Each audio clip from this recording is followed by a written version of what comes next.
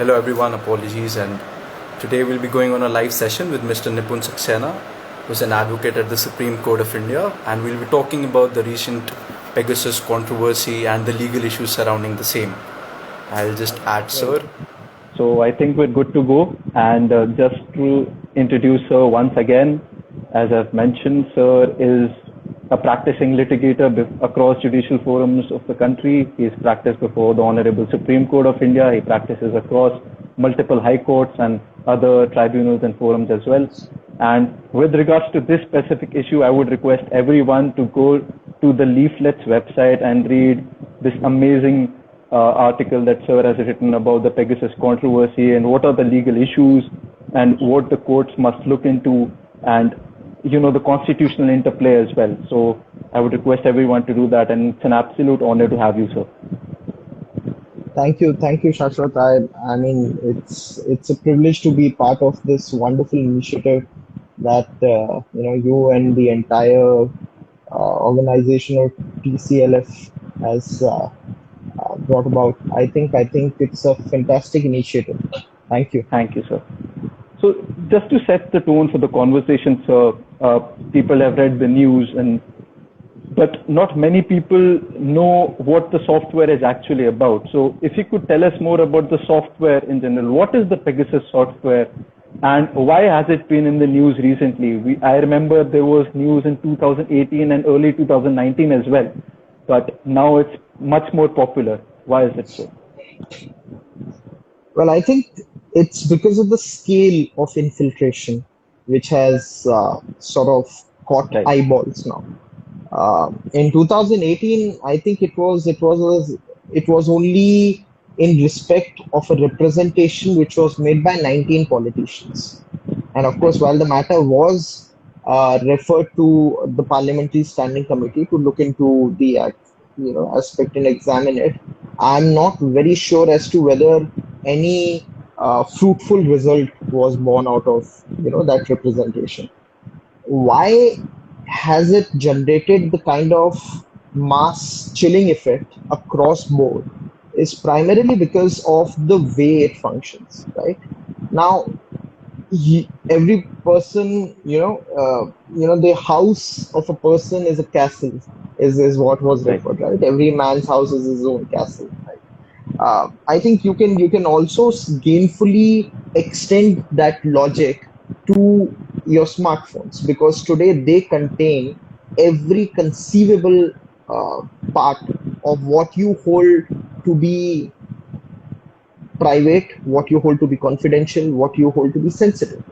And if that information which is available and that information which is exclusively accessible by you is infiltrated by using Right. software such as Pegasus, then there is a problem. Now, how does the software function? Of course, not Right. too much light has been thrown by the company which owns Pegasus, which is the NSO Group, as to the modus operandi of Pegasus. But what they have indicated is that it is on the basis of what you call individual request model, which is that if the country, let's first clear out what this company does and who Right. are its clients, right? This company is a private entity which is based out of Israel. This company claims that it only provides its services to intelligence, to state enforcement agency, law enforcement agencies, militaries, and intelligence agencies across the board, right? Right. And it also claims that it carries out its own due diligence, including verification of a potential customer who is capable of doing justice to the license which they have given.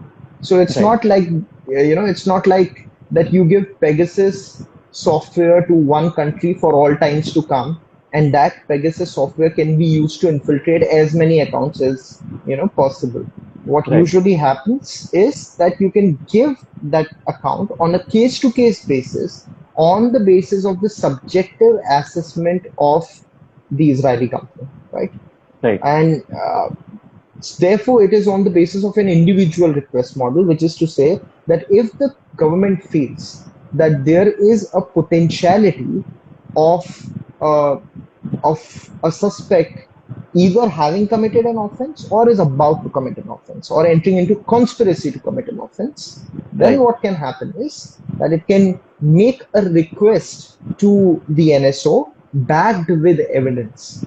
And it Okay. is thereafter that the NSO will take out its own subjective assessment.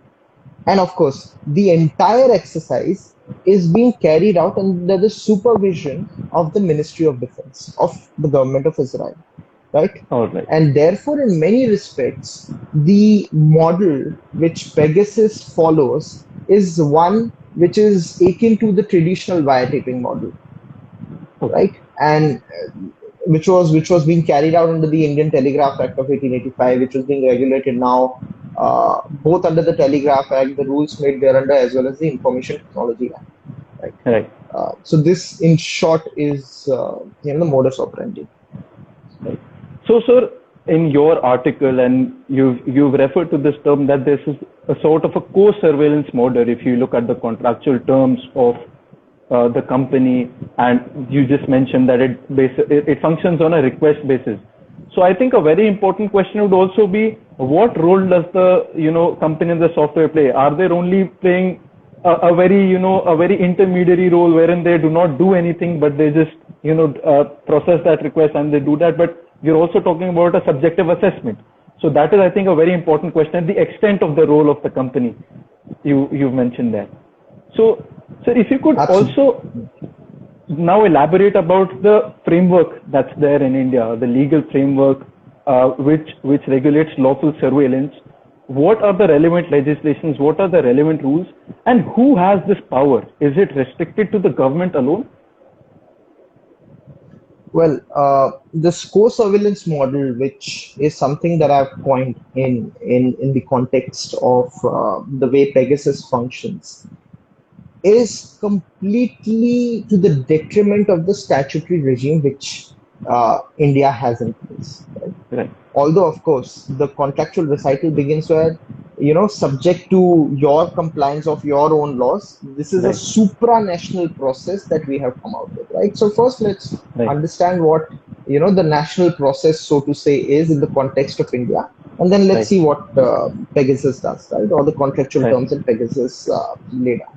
Now, in India, the power to intercept messages, and I'm not using the word, any other word but messages, the power to Right. intercept messages vests exclusively within the government. Now, that government could be central government or it could be state government. Right. And it is on the basis of an information that the central government or state government receives that X person has the potentiality to do something which may be against the interest of the state, against the security, against the territorial integrity, and or for preserving public law, order, decency, morality, and so many grounds which you would Right. find under Article 19.2, which have been gainfully reproduced in Section 5, Subclause 2 of the Telegraph Act. Right. Now, Section 7 also enjoins a corresponding responsibility on the state to ensure that the provisions of interception are not misused, and Right. therefore empowers the central government to lay down rules on this behalf. Section 20 and Section 23 further come into picture and say that in case a person is found to have violated any of the norms, right, or Right. any of the protections which are conferred, then you will have to, then you are looking at an offense which is punishable with imprisonment up to 3 years, right, Right. for any individual or an entity which carries that out. It could be an officer of the government. It could be a private player who was engaged to carry out the surveillance. It could be any person who was not the intended person who would have otherwise received the surveillance, right? So intercepted messages, right? So it was now the good thing with the Telegraph Act is that it confers a wide amplitude of power on the central government or state government. It says unequivocally that it may apply to any citizen or class of citizens. Right. It could apply to any message or class of messages, right? Right. So while the ambit is very broad, and while it may be said that it may not necessarily have to be only one specific individual who can be taken on surveillance, that it could apply Right. to a class of individuals, right? A group of individuals who may be scattered across the country or even abroad, right? But that has to be in perfect synchronization with the protection which is afforded under Rule 419A of the Telegraph Rules of 1951. Now, what Right. does Rule 419A stipulated? Right. There are a couple of basic protections that that rule has. Number one is that the maximum period of interception shall not exceed a total of 180 days, right? Right. Of course, it becomes periodically reviewable after every 60 days, but in any case, it must not exceed 180 days. Number Right. two, that the order to carry out interception shall only be ordered by the highest office of the Ministry of Home Affairs, which is the Secretary, Ministry of Home Affairs, Government of India, right? Now, if the request was in fact made available by the state, then it would be the Secretary of the concerned Department of Home Affairs, because not many state governments may have a corresponding ministry, right? Right. Now, it is only after that permission or that order has been issued for reasons to be recorded in writing that one or the other grounds under Section 5 subclause 2 has been made out, and that Right. it is necessary for the purposes of ensuring that the security of the nation remains intact, that it is necessary to carry out interception, then and only then it would be carried out.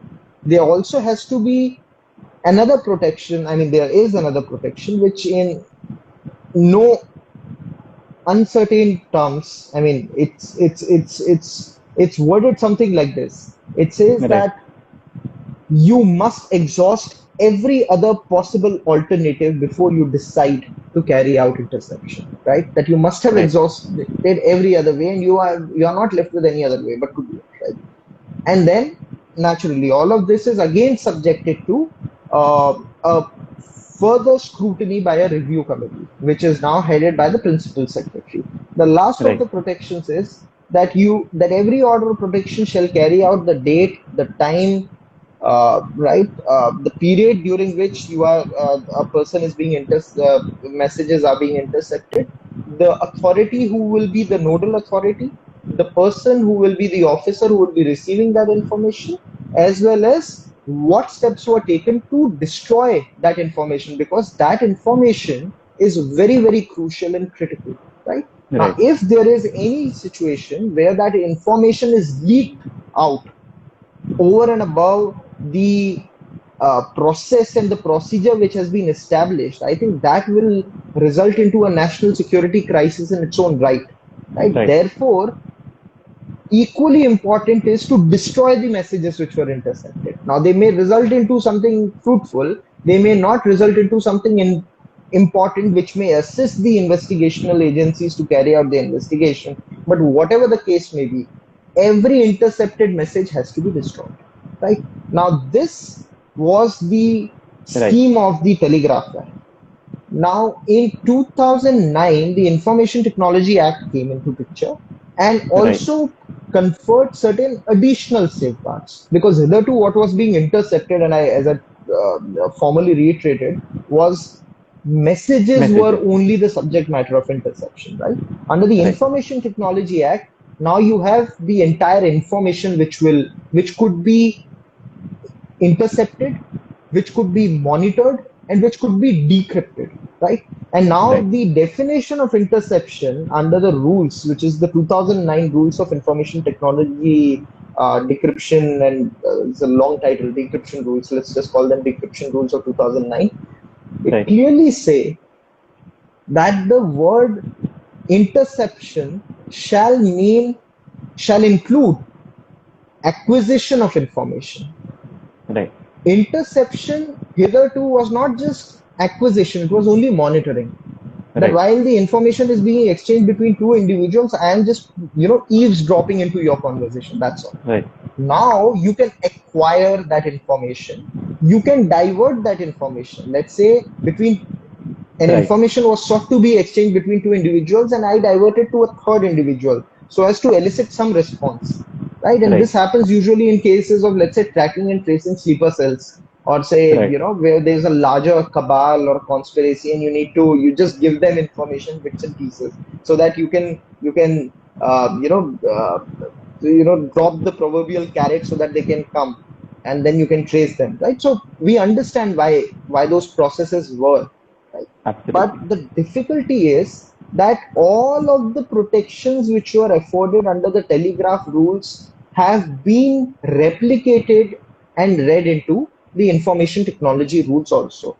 The same Right. protections, the order must be signed, it must be sent by this person, the duration, etc., etc. Everything is same, right? Right.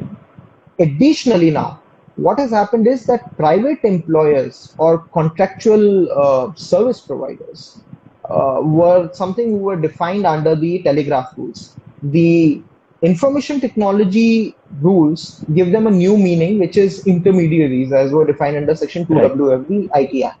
Now, Right. intermediaries have been conferred with additional responsibilities to appoint only one nodal person who will carry out the surveillance or interception, and it is that nodal person who will be responsible for the exchange of data. And if Right. there's any loss of transmission, if there is any leakage of data, if there's anything untoward that goes with that process which has been culled out in that order of interception, then it is his head on the line, right? So there is Right. a natural checks and balances, there's a natural accountability which emerges out of this, right? The difficulty which I see from a bare reading is that, you see, the scheme of the act envisages that a service provider and an intermediary has to take permission from the government, right? And it is only the government which will give them the permission to carry out surveillance. They work on the instructions of the government. They can't suo moto start intercepting, Right. right? The scheme that Pegasus or NSO has is completely antithetical to the statute, where instead of the government directing them, the government has to make a request Request. along with evidence, Right. right? And it is the subjective satisfaction of the NSO to decide whether this request must be allowed or it must not be allowed, Right.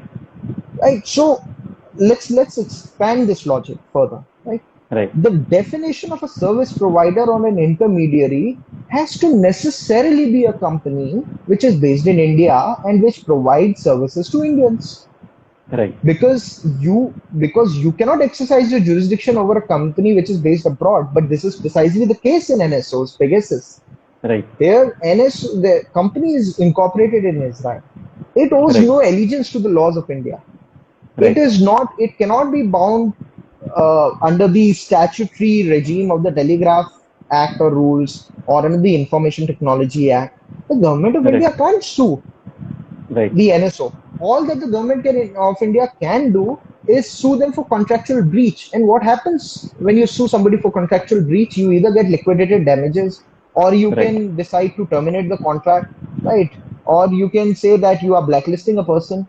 But that's Right. that. But what happens in case an individual's sensitive and personal data is lost forever, or worse, if that information, which is itself provided by the government, is now used to sell it off in the informational black market, Right. because that information is very critical to national security, and the Right. government itself is handing it over on a platter, Right. right? And therefore, the scheme or the contractual recitals are completely against the statute. Now, of course, as students of law, we would recollect that one could have argued that a contractual recital which is against the statute is against the public policy and therefore violative of Section Right. 23 of the Indian Contract Act. Here, the state is an accessory to that exercise. Right. The state says that irrespective of whatever my statutory regime is, I am here as a contracting party, I am your customer, I will give you that request. And I will Right. give that request for a further scrutiny by you and any other sovereign authority. Because, as I earlier indicated, that it is not just NSO Group which is reviewing whether license must be issued to to a government on a case-to-case basis. It is subject to a further review by the Israeli authorities, and I think that is where the problem lies. Right. Yeah. So, like three things that like we can deduce from this, and like just what I can deduce very simply is that first of all, the initial legislative scheme brought in by the Telegraph Act was very mindful of the effects of such interception, and they had very tight safeguards in place, wherein everything has to flow through a written order under the direction of the Ministry of Home Affairs, and it has to pass through that process in order to effectively function. And then the scheme was further extended by the IT Act and the IT rules, the decryption rules, as you mentioned, and some alterations were made, which also led to some amount of vagueness, acquisition of information, and all of that. But a very interesting point that you've made is that the necessity element that we can also observe in the Puttaswamy judgment, that you can only do this interception when there is no other alternative available, because it is violative of privacy. So you have to follow that necessity test as well. So I think that's a very important observation. And just out of curiosity, sir, like what has the Supreme Court said, the Supreme Court of India or the High Courts, what have they said about the interception powers under the Telegraph Act, or what are their views on surveillance? Well, the Supreme Court of India in 1996 in the PUCL judgment perhaps was the first biggest occasion for the Supreme Court to consider the width and amplitude of the Telegraph Act and the rules contained thereunder. Now, of course, the context to it was that the CBI had released a report in the early 1990s, which disclosed that various politicians' telephone lines were being wiretapped, right? And therefore, PUCL decided to file a writ petition under Article 32. The report also revealed very shocking details that all the procedural safeguards which were contained under Rule 419A were given a go by, right? And therefore, what was happening was that in many cases, service providers were continuing to intercept the messages beyond the statutory period of 180 days, right? Sometimes there was no order to that effect, and they were only doing so on oral assurances. Right?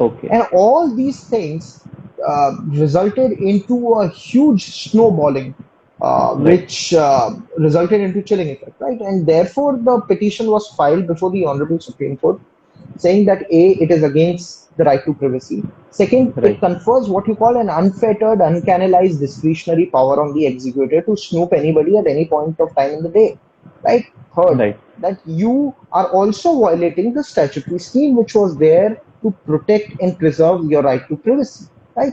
And it was in this context that the Honorable Supreme Court of India said that on one hand of the balance, we have the fundamental right to privacy of an individual, which was already earlier carved out in those line of judgments, Khadak Singh and Gobind versus State of MP. We are talking about pre-Puttaswamy era, right? And therefore, in PUCL, that was one complete jurisprudence which had evolved on right to privacy, while all those judgments had not earmarked as to out of which article the source of privacy flows. But what they had said in categorical terms is that the Constitution embeds the principle of privacy, right? The right to be left alone, the right not to be snooped about, the right to your own autonomy, the right to choice were all facets of privacy, right? On the other hand, was the compelling interest of the state to carry out surveillance, to carry out interception on a case-to-case basis, so as to protect the sovereignty and security of the nation, right? And so the Supreme Court of India said that we understand and we acknowledge that both these are very, very essential for the smooth functioning of the state, and also for the citizens to have complete, faith and trust in the state. But incidents such as these, which were disclosed by the CBI in its report, would shatter the very trust and would result in a situation where unfettered discretion is conferred on one or more members of the executive to carry out the bidding of their political leaders, right? And that is antithetical to the rule of law. And therefore, the Supreme Court said that while we understand that surveillance and interception is a necessity, however, we will say that they must strictly conform to the procedural safeguards which have been laid down, failing which it would be an obvious breach of the fundamental right to Right. privacy, right? Um, Additionally, it will also cause chilling effect because now Right. every individual would be scared to call somebody on the call, knowing that the Right. big brother is watching them, right? Right. So it was on account of all those opinions, and also heavily the Supreme Court of India have heavily relied on those decisions, the 25th Amendment by the U.S. federal courts, and also gainfully reproduced Article 17 of the ICCPR, Article 8 of the ECHR, Article 10 of the UDHR, to say that there is ample international law and right to privacy, even in the international context, has attained a CIL status or a customary international law status, right? And Right. therefore, it's this nation state's obligation to ensure that under entry 4 and 5 of the union list, right, read with Article 52, it must bring its municipal laws in conformity with the international principles, right? Right. And therefore, you cannot pay a mere lip service to the Telegraph Act, the rules made thereunder, and dare I say, the same logic would also apply to the Information Technology Act and the rules made thereunder. Right. Now, if right to privacy was so staunchly defended by the Supreme Court in that judgment, right? Right. I will just take another extension to see how Sure. exactly that has shaped up in the recent case. When the Aadhaar Act was first brought about in the year 2016, there was something which was in the nature of a Section 57, a provision which was engrafted in the scheme of the Act, which said that Right. that even private players or corporate entities were endowed with the task to collect, collate, process, store the sensitive personal data, which was Aadhaar, right? Which contained the Right. biometric information as well as those locational information about your personal identifiers. The Supreme Right. Court of India read down that provision and said, sorry, your information can only be retained by the state under the doctrine of trust, public trust. Right. This cannot be given away to any private player, a telecom service provider, or a school or a university which is engaging into a similar social contractarian barter that Right. the UIDAI was doing, because UIDAI said it's your choice whether you want to have Aadhaar or not, but if Right. you do have Aadhaar, then you will be eligible for benefits, subsidies, and services which are provided by the government, right? Right. The Supreme Court of India said that this barter is understandable in the context of a state and citizen. However, this barter is impermissible when it comes to any private entity. Right. If this is how Section 57 was read down, and in 2019, the new amendment to Aadhaar Act completely eliminated, it repealed that particular provision. In fact, not repealed, it omitted Section 57, Right. if I may say so, right? Then let's look at the level at which right to privacy has been staunchly defended by the courts. Right. The present controversy is going to put that test before the Right. courts to see whether it must so staunchly defend it again in the context of this breach, where there is a co-surveillance model which Right. has been devised. Now, there's an early judgment of 1970s Right. by the Supreme Court, which clearly said that there is a distinction, that there are certain attributes that only the sovereign can carry out, certain activities that only a sovereign can provide. Say, for instance, armed forces. Right. Those rights are only conferred on the sovereign. In fact, even there, the distinction is Right. that only central government can have. So the armed forces are responsible or could be moved by the President of India, of course, on the aid and advice of the Council of Ministers. You haven't heard Army of Uttar Pradesh, you haven't heard Army of Delhi. Right. It's the Indian Armed Forces, right? Because Right. they are exclusively within the sole and exclusive domain of the central government. Similarly, you can't have any of these instances on a co-surveillance model, because Right. here the government is, let's say, doing away with its right to sovereignty, and it is giving its right of sovereignty to an individual or to a corporate entity which is based out of Israel. And this co-regulation initiative cannot satisfy the test of constitutional scrutiny, because here's a question which is one of your competence to carry such an action. Right. Because the citizens have conferred that right on you, and you as sovereign are the custodian of public security, and the security of the nation rests in you. And therefore, Right. it is your corresponding duty or obligation to ensure that you don't engage into agreements such as the present nature, which is of course alleged. It has to be established whether the government of India has actually used the services of the Right. Israeli NSO company to carry out this, right? Also, there's a very crucial distinction in the 1970s judgment which has been carved out. It says that what is a company? A company is a creature of a statute and Right. not a statutory regulator.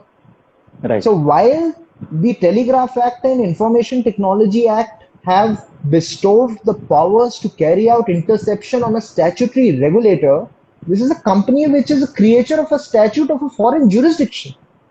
Right. And therefore it owes no allegiance whatsoever. Second Right. point, which is very, very crucial, is that the information which is being shared Right.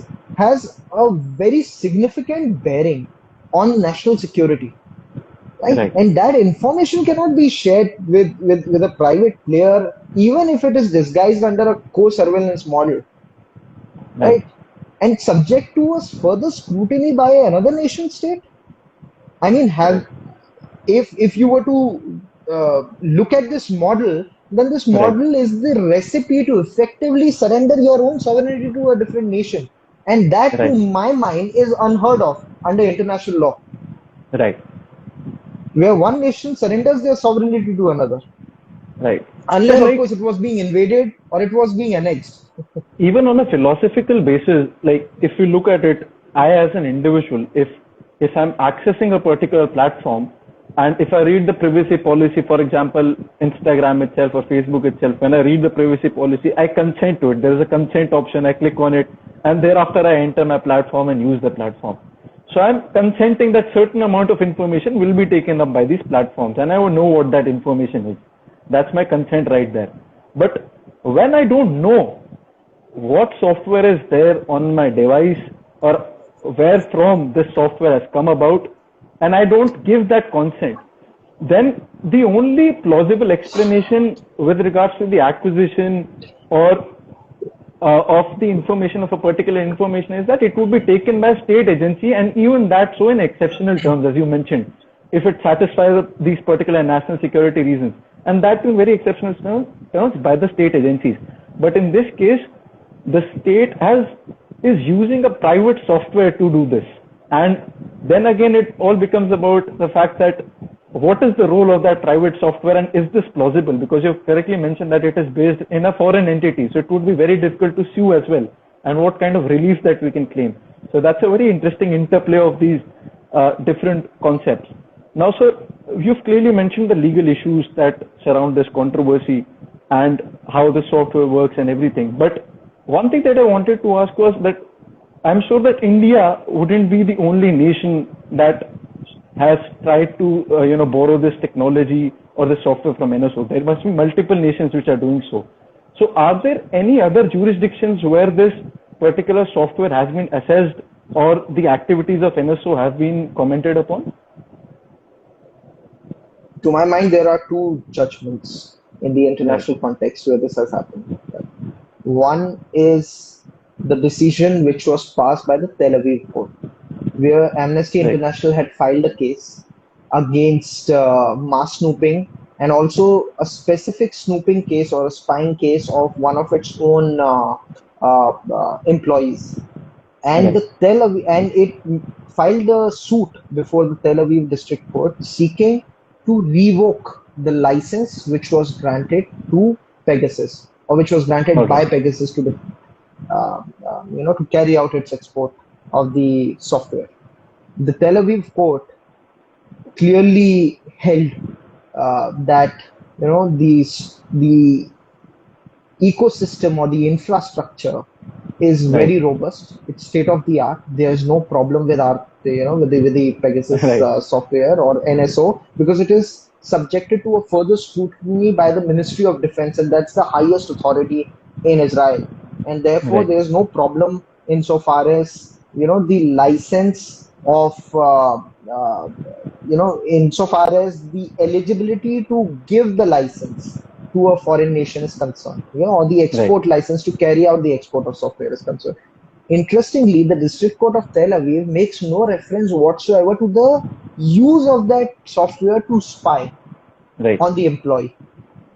It says, it briefly brushes it, saying that, look here, there was no evidence brought on record. Whereas Amnesty International had brought about a communique later on and a press release where they say that we had ample evidence and we had produced all the evidence before the Tel Aviv court, but they refused to look at it. Right now, in the stepping out of the friendly jurisdiction in United Right. States, Home jurisdiction. when a similar suit, when a similar suit was Right. brought about by WhatsApp and Facebook, saying that almost 1,400 of their employees' cell phones had been infected by the spyware Pegasus, which was used, to infiltrate by giving a missed voice call on their WhatsApp Okay. calling features. You may pick the cell phone, you may not pick the cell phone. It does not matter, because the Right. spyware had by then loaded on, onto your the operating system of the smartphone, and it had quickly replicated all the data. Okay. And WhatsApp and Facebook submitted before the court that 1,400 of such cell phones had been infected by using this technology, and therefore it had breached their own encryption procedures. Right. And it had also violated its customers' privacy, and therefore, as being custodians of their customers' privacy, that action or suit was brought against Right. NSO. Now, of course, NSO filed a motion to dismiss the suit, Right. saying that since we are service providers to governments and different states, therefore we are invoking what you call the sovereign immunity clause under one of their central acts, Right. and saying that this suit is not maintainable because we are a foreign entity and our customers are states. So it is not that we are doing it for our own pleasure, it is that we are doing it on the beckoning of the states. And Right. therefore, by that logic, that foreign sovereign immunity clause must be applicable to us. The United States Court Right. of Northern California rejected that submission, saying that, sorry, you may be doing it by or at the instance of the state. That does not mean that you become the state.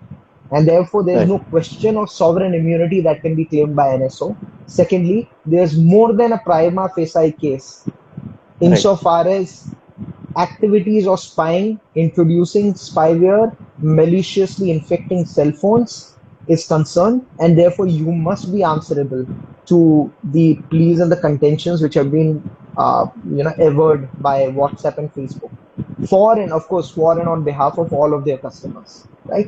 Right. And it was also unequivocally stated that that your motion for dismissal is rejected.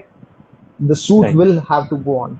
But what is important is that at least the court came to a prima facie satisfaction that on the face of it, all the material which has been produced show that the cell phones were in fact tempered, that they were Right. infected by a malware, and that malware belonged to NSO Group. And while NSO Group does not expressly deny Right. its involvement, it only says that whatever may be the nature of the suits, we are claiming sovereign immunity. That was the only line of defense, and that was, Right. of course, rejected.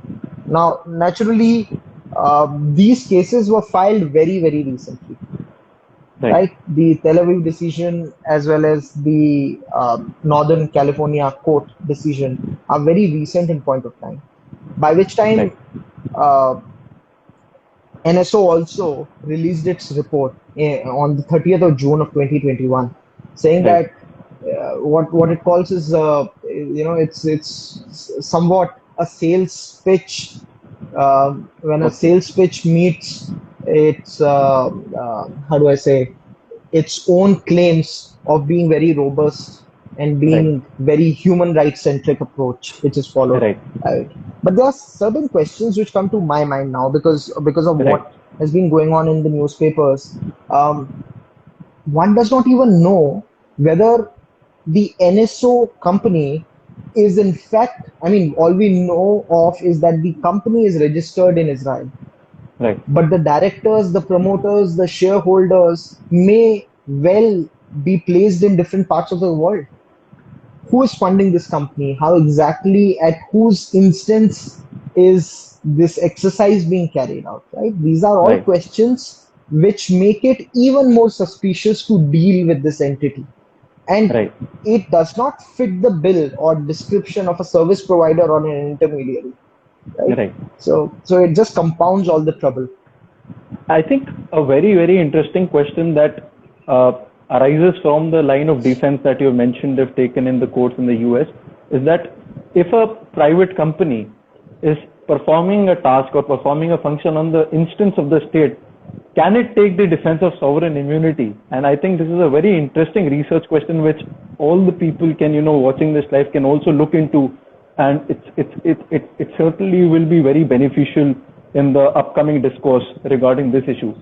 Now, sir, moving on to the last part of this I think, conversation, and with this, sorry, I would also. Shashwat, I think I wanted to, sorry, Yes, Shashwat, sir. I just wanted to extend that logic further because that's a Yeah. very important point that you have raised. See, the liability of a non-state actor under international law has been now held to be very crystallized in that sense of the term, Okay. right? Say Contra Forces, say Nisour Square massacre, where Right. Blackwater was being used as a private entity by US forces, right, to carry out their bidding. Right. And therefore, the law which has now emerged is that even if a private entity was acting for a sovereign state, the Right. liability for violation of any human right shall vest in the sovereign state. Right. That's Right? So right. that's one point that I wanted to make. Yeah. Thank you so much. So your That's question, sorry. very insightful again. And moving on to the last part of this conversation, and with this, I would also like to open the platform for any types of questions that the audience may have. And if you have them, just put them in the comment section, and I'll take that up with her. So, we've talked about the legal issues, we've talked about the foreign jurisdictions. Now, coming back to India, we've seen that there are two developments that I read about very recently. First is that there is now a petition in the Supreme Court of India asking for a SIT probe into the controversy, into the whole issue. And secondly, a state government, West Bengal government, has already appointed a committee under the chairmanship of a former Supreme Court justice to conduct its own, investigation into the entire controversy and produce a report.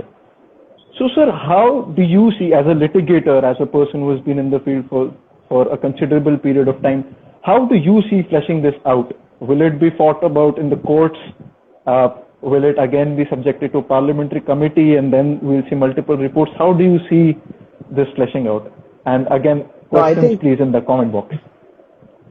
Right. I think now that the matter is sub judice, I wouldn't contemplate or try to predict as to the outcome of what it could be. But what I can say is that naturally this is no longer a matter of a parliamentary committee anymore. Right. There has been, the petition at least filed by N. Ram and others has clearly disclosed that their right to privacy has been breached, because these are some of the journalists whose names have featured on the list. Now, going by the statutory scheme and also going by the contractual recital which the government of India has with Pegasus, it is for the petitioners to establish whether there was in fact a breach of such privacy, and therefore the authenticity of the report, which is the Pegasus project leaks, would be called into question, will become a major question, right? Third, it will have to be established by the petitioner that the government of India in fact did enter into a contract with NSO. right? It is only when these three fundamental questions are answered, then can you say that yes, there is a tangible violation of the right to privacy of that individual, right? For the government, it will have to establish that A, there was an actionable information which deemed all these 40 individuals as Right. suspects of crime. And Right. only, and we know, I mean, if these leaks are to be believed, then we know the kind of individuals who have been named. So Right. that may be a very uphill task for the government to establish that A, Right. they were suspects of a criminal offense, or Right. they were suspected of engaging in activities which are detrimental to the security of the nation. Then the government will also have to prove that or establish that this was the least invasive process that was employed, that there was Right. no other way left, and this was the only way through which they could have had access to the Right. information. And fourth, that it did comply with all the statutory rules and regulations which were in vogue, right? Right. Which is to say that it was right, that it was, of course, within the contours of Section 5, subclause 2, and the Right. protections which are available under the information technology rules of 2009 and the telegraph rules of 1951 were followed in letter and spirit. So they have to individually produce every order Right. which was issued. And let's see, but the state can say that, look here, we don't want to part with any information because this is covered under Right. security, national security, and therefore we won't divulge any of this. Right. That's a probable argument which could be taken. They may also say that all these contents are preserved and protected under the Official Secrets Act, so we won't Right. divulge. We won't even divulge whether we took assistance of this software or not. We will not Right. divulge at what price we took that assistance. Right? So Right. those are all those questions which of course the Right. state would consider arguing. I don't know, I can't predict what would happen, Right. but Absolutely. the battle is on now. Right. So, like, just out of curiosity, I know this was the last question. So, this software, it can walk into my device as a simple pop-up, which I might ignore, right? It can be a very Right, simple pop-up absolutely. as well. It could be. I Right. mean, in 2014, if it was carrying out its bidding by just giving you a missed voice call on your Right. WhatsApp, now you can't stop calls from coming on your device, can you? Right. That's Right. exactly how it could be mounted on your device. Now, if they say that there are new and furthermore new sophisticated technological innovations that have been made to this, Right. to this software, then one only Right. wonders what new modes and means could have been used. Yeah. Right. Thank you so much, sir. That was extremely insightful. Personally, I've learned a lot about this controversy. We read about it, but newspapers and all of these analyses are very superficial in nature. They tell us what the software is, how it functions. But to know about the legal issues as law students, as students of law, as lawyers, future lawyers, it's very important to know what constitutional questions and what other legal questions actually arise from this. And thank you so much, sir, once again. It was an honor. Thank you. Thank you. Thank you so much, Ashok, for having this, for hosting this. Very wonderfully conducted. Thank you.